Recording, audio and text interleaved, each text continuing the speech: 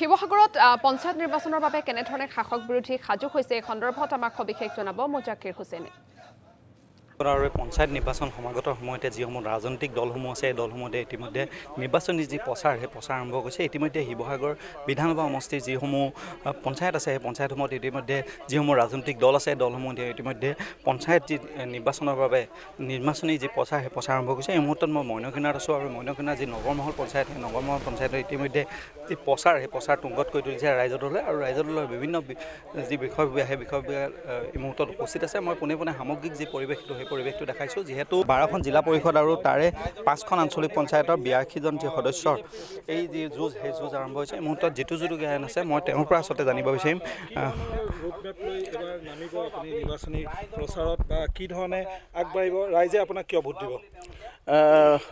BJP চৰকাৰ আমোলত যিটো ধৰ্মীয় ৰাজনীতি, যিটো ব্যাপক মূল্যবৃদ্ধি আৰু মেইন কথাটো হ'ল যে আমাৰ এই যিটো সমষ্টি পুনৰ নিৰ্ধাৰণ আমাৰ গুৰুত্বপূৰ্ণ পঞ্চায়ত যিকেইটা এইকেইটা ডিমৌৰ সমষ্টিৰ অন্তৰ্গত কৰিছে। এইটো ব্যাপক প্ৰভাৱ পেলাব। আজি চাওক নগৰমহল পঞ্চায়ত ইয়াৰ পৰা খুব বেছি 100 মিটাৰৰ আমাৰ নগৰখন আছে। আমি যাব লাগিব ডিমৌলৈ প্ৰতিটো কাম কৰিব। এই কথাবোৰ ব্যাপক মানুহৰ মাজত ব্যাপক চৰ্চা হৈছে, ব্যাপক অসন্তুষ্টি আছে, ব্যাপক মূল্যবৃদ্ধি এইটো কথাটো মই নকওঁৱেই।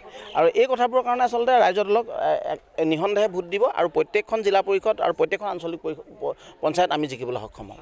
খেলুৱা পৰিষদত আপুনি কি ধৰণৰ কি এনেকুৱা কামটো আছে যিটো কাম আপুনি কৰিম বুলি মনত পুহি ৰাখিছে? ইয়াত জিলা পৰিষদৰ